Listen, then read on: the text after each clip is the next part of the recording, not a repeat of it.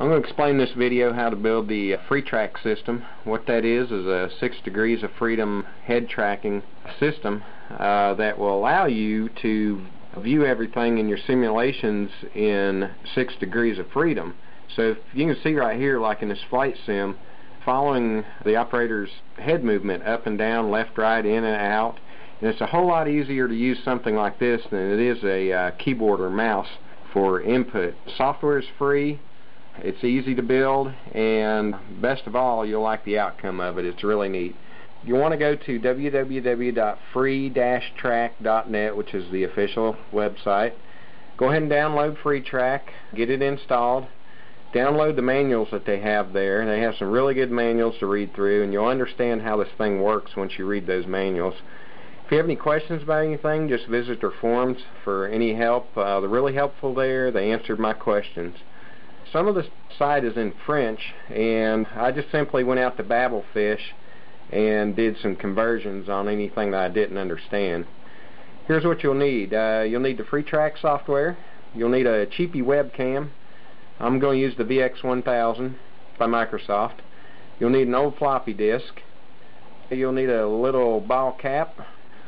You'll need some LEDs. I went ahead and got 10 of them because they're like 50 cents a piece. They're really cheap. I'm going to use 3 of them in this project. Power supply. I've got a 6-volt 300 milliamp power supply and a small resistor. You'll need some wires, solder, and some soldering iron. And the LEDs, one important note about this LED, it must be a SFH 485p or equivalent. The reason for that is it's a 5mm, it's a big LED that has a flat top on it, and the flat top gives you a real wide beam angle and a long wavelength. I found mine here at www.digikey.com, and I think it was like $4 and something plus shipping for all 10 LEDs.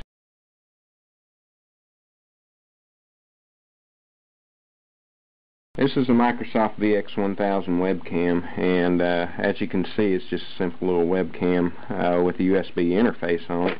You can buy it pretty much anywhere for about $25. We have to do 2 things to this webcam to make it work real good with FreeTrack. We have to remove the IR filter that's on the inside of the camera. Then we have to put something on the front of the camera there to filter out the natural light. So the first thing you want to do to this camera is just turn it around. On the back side of it, you'll notice that there's a little Phillips screw on the very bottom of it. You want to back that screw out, being a little bit stubborn there. Once you get the screw out, just get you a little flat screwdriver and kind of wedge it between the 2 pieces of the case and turn it. You'll hear it snap.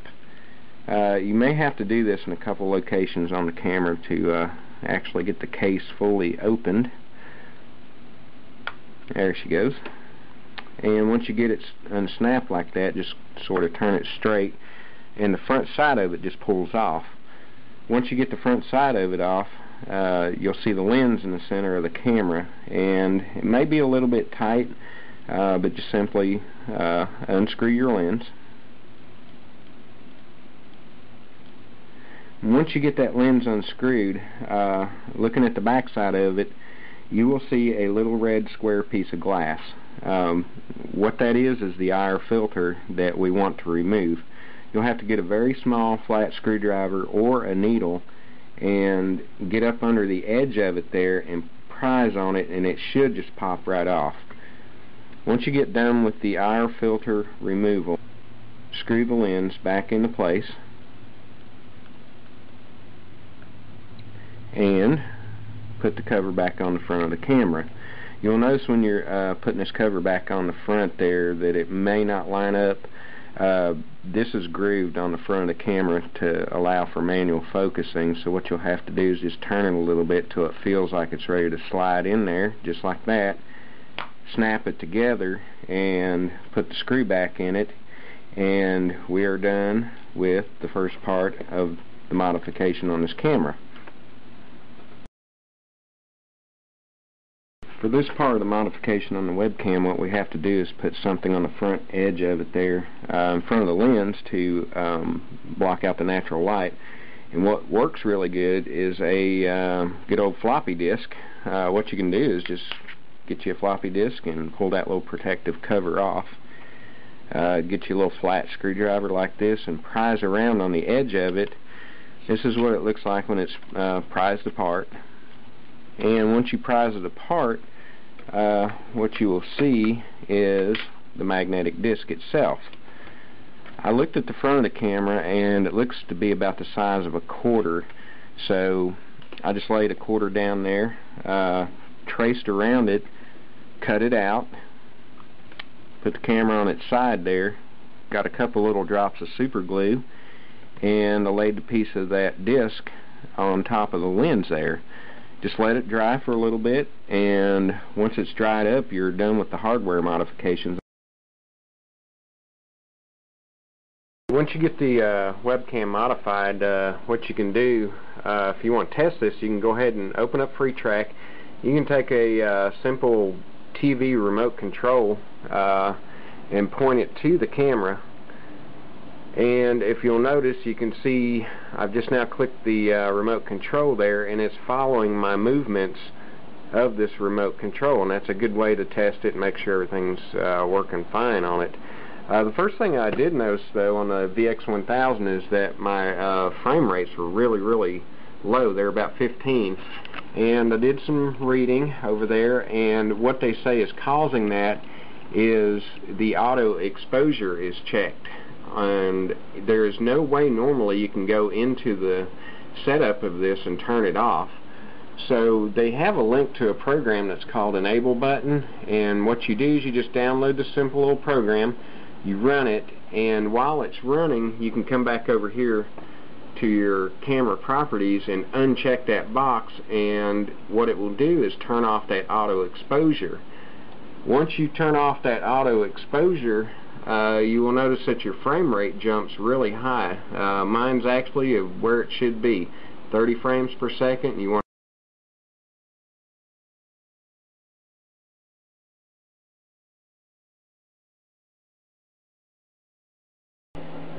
This is a 3 LED series circuit explained, and what I have here is my power supply that I found at Radio Shack. It's a 6 volt 300 milliamp power supply, and let me explain the series circuit first to you.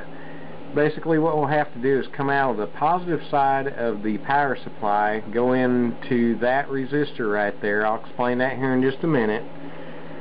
Go into the positive side of the first LED, out of that first LED negative side into the positive side of the second LED, out of the negative side of that second LED into the positive side of that third LED, out of the negative side of that last LED, and back into the negative side of the power supply. And what that will do is that will keep that series circuit flowing correctly. So you'll want to make sure and get that wiring correct. The resistor, what I had to do, if you'll look, is my power supply is a 6 volt power supply. These LEDs up here are rated at 1.5 volts each. So if you add all three of these up, you're going to come up with 4.5 volts. And I'm trying to push 6 volts through this circuit, which is not good. I'm going to burn out these LEDs if I don't do something about it. So what I had to do is use the little calculator and a little help from Kestrel on the FreeTrack site, and we came up with a 15 ohm resistor. And what that 15 ohm resistor will do is take that 6 volts and knock it down to about 4.5 volts, and that will be the correct voltage for those LEDs right there. So as long as you get your voltage correct to these LEDs and keep it in the series circuit just like this, you'll be okay. If you need any help with this, you can just go out to the forums at FreeTrack and post you a message out there, and they'll be glad to help you.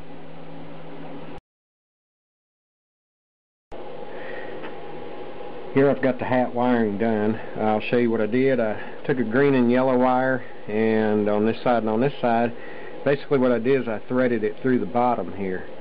You can see I went on the inside of the material and come on around, and on the back side they came out and I just looped them for now. This one in the middle, I had to tape it because I couldn't really get underneath the material there, so I just threw a piece of tape right there. And what we're going to do next is build the components, and we're going to put an LED right here, an LED right here, and one in the center. And here's the finished product. You can see I've got one of the LEDs there, one on this side, one on this side. I took some packing tape and just kind of taped the wires and stuff on the inside, because it really wasn't much sticking out there, and brought the actual power connector off the back, and that goes to the power supply.